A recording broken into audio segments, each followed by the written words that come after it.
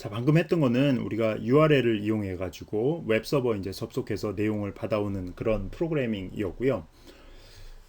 그거는 이제 웹서버 접속할 때 이제 많이 사용하는 그 방법이고요. 근데 프로그램이 네트워크 프로그램이 꼭 웹서버만 하는 게 아니거든요. 우리가 이제 지금 만들려고 하는 채팅 서버는 사실 채팅 프로그램 이거는 사실 웹서버가 없는 거거든요. 그럴 때는 우리가 다른 프로그램을 이제 사용을 해야 되는데 그게 뭐냐면 이제 소켓 프로그램이라는 겁니다. 소켓 프로그래밍. 소켓 프로그램이 뭐냐면은 여기 그림에 교재에 나온 그림에 아주 잘 나와 있습니다. 여러분들이 이제 여러분들 컴퓨터가 있고 그 다음에 여기 이제 외부편 컴퓨터가 있다고 합시다.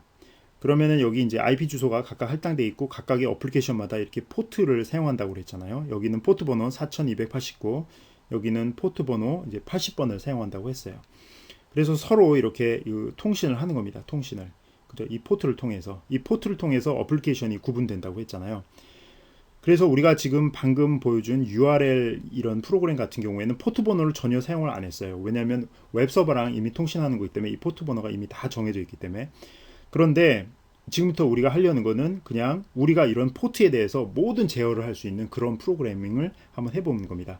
그거를 이제 이른바 그 소켓 프로그래밍이라고 하는데, 이렇게 그 프로그램과 그 소켓 간의 그러니까 자바 응용 프로그램과 포트 간에 서로 연결을 시켜주는 이런 클래스가 있는데 이거를 바로 소켓 클래스라고 합니다. 그래서 내가 이런 내 프로그램을 짜는데 이런 포트를 사용하겠다라고 이렇게 그 프로그램상에서 지정을 할 때는 이런 소켓을 이용해 가지고 프로그래밍을 해야 됩니다. 이렇게 되면 우리가 URL 프로그램 하는 것보다는 훨씬 더 우리가 아주 세세하게 제어를 하면서 네트워킹 프로그램을 짤 수가 있습니다. 자, 지금부터 소켓 프로그래밍을 배워볼 텐데, 소켓 프로그램은 간단히 얘기하면 클라이언트와 서버 프로그램이라고 할 수 있어요. 클라이언트는 뭐냐면은 먼저 커넥션을 연결을 시도하는 애를 클라이언트라고 하고, 서버는 누군가 나한테 네트워크 커넥션을 연결해 주기를 기다리는 애를 서버라고 합니다. 그래서 두 사람이 서로 이렇게 채팅 프로그램을 돌린다고 합시다. 서로 다른 컴퓨터에서. 그럴 때 한 컴퓨터에서 다른 컴퓨터로 이렇게 연결 요청을 하잖아요. 그때 이쪽이 클라이언트가 되는 거고, 그 다음에 연결을 받아들여서 네트워크 커넥션을 성립시키는 애를 서버라고 합니다. 이거를 바로 이제 클라이언트 서버 프로그램이라고 하는 거예요. 반대로 이쪽에서 먼저 그 연결을 시도하면 반대가 되겠죠. 네. 이쪽이 클라이언트가 되고 이쪽이 이제 서버가 되는 겁니다. 그래서 우리가 이제 채팅 프로그램을 짜려면 한쪽이 먼저 그 커넥션을 시도를 해야 되는데 그쪽이 이제 클라이언트 쪽 어떻게 짜는지 봅시다. 일단 그 우리가 소켓을 이용한다고 했잖아요. 그래서 그 자기가 연결하려는 반대쪽 컴퓨터의 IP 주소, 그 다음에 반대쪽 컴퓨터에서 그 프로그램이 몇 번 포트에 연결이 되어 있는지를 알아가지고 이렇게 소켓을 생성합니다. 즉 여기 보면 이게 내 컴퓨터고 반대편 컴퓨터라고 합시다. 그러면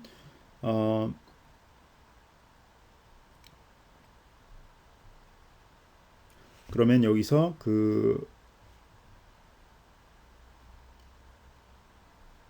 맨 처음에 이쪽이 이렇게 그 연결을 시도하게 되는데 여기에 이제 자기 IP 주소도 가지고 있었고 여기 요 그 커넥션을 기다리는 애가 자기 포트 번호를 가지고 있을 거예요. 바로 요 IP 번호와 요 포트 번호를 이 클라이언트 쪽에서, 그죠? 이쪽에 이제 자기도 포트 번호를 갖고 있겠지만 자기 포트 번호는 그렇게 중요하지 않아요. 왜냐하면 내가 연결하려고 하는 애의 IP 주소와 그 다음에 포트 번호를 아는 것이 이제 훨씬 더 중요한 거죠. 그래서 이 소켓을 이제 뚫게 됩니다. 그러면 이제 클라이언트 소켓이라는 객체가 만들어지는데 요 순간에 요런 이제 그 연결이 하나 만들어지는 거고요. 그 다음에 그 연결이 그 딱 된 그 부분이 바로 이제 클라이언트 소켓이 되는데 그 소켓을 통해서 우리가 아웃풋 스트림도 만들고 인풋 스트림도 만드는 겁니다. 여기는 이제 아웃풋 스트림만 이제 만드는 게 나왔는데 하여튼 인풋 스트림도 이렇게 만들 수가 있어요. 즉 소켓이 먼저 만들어지고 나면 그 소켓을 통해서 실제로 통신 스트림을 만들 수가 있습니다. 그래서 이 클라이언트 소켓을 이용해서 데이터 입출력이 다 되고요. 그 다음에 다 쓴 다음에는 소켓을 닫아야겠죠.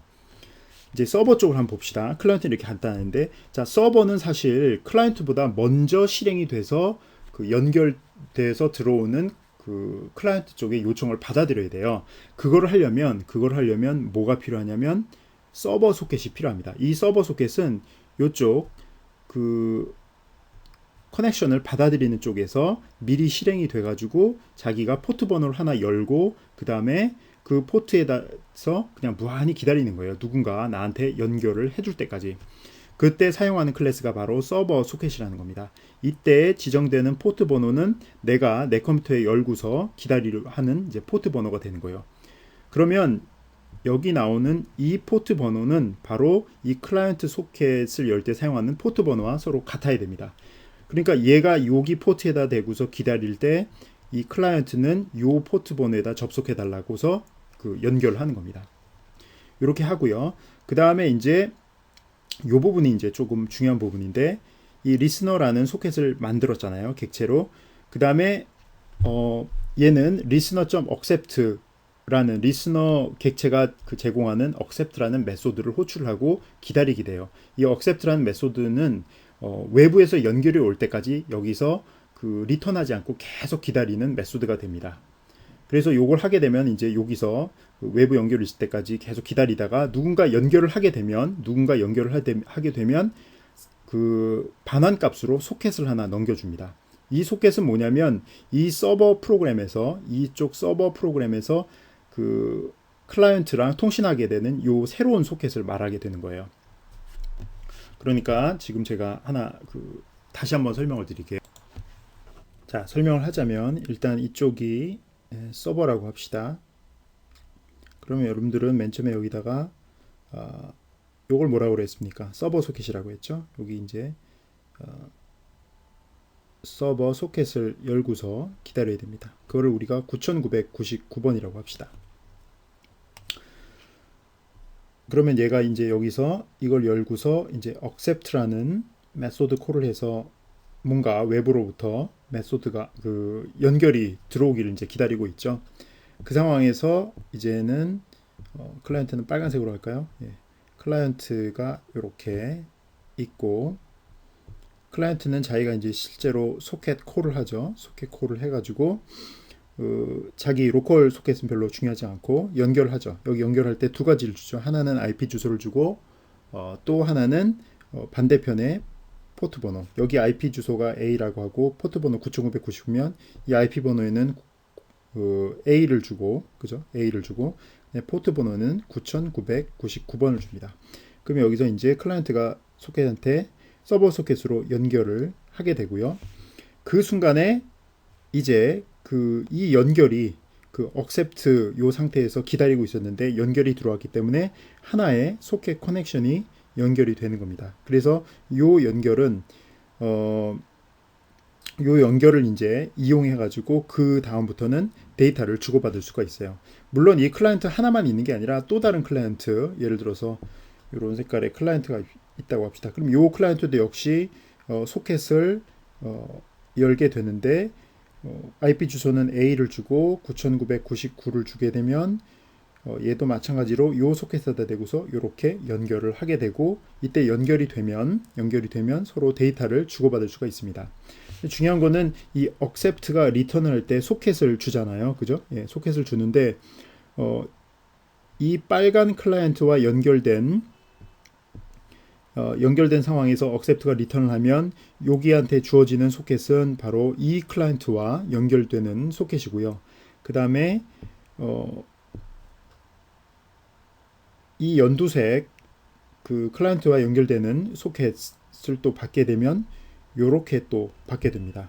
그래서 요렇게 연결된 소켓을 받게 되는 거예요. 그래서 요 서버는 이 하나의 소켓을 통해서 이쪽하고도 통신할 수 있고 또 이쪽하고도 또한 통신할 수도 있게 되는 겁니다. 자, 여기까지 한 내용을 우리가 실제로 한번 구현을 해서 해보도록 하겠습니다.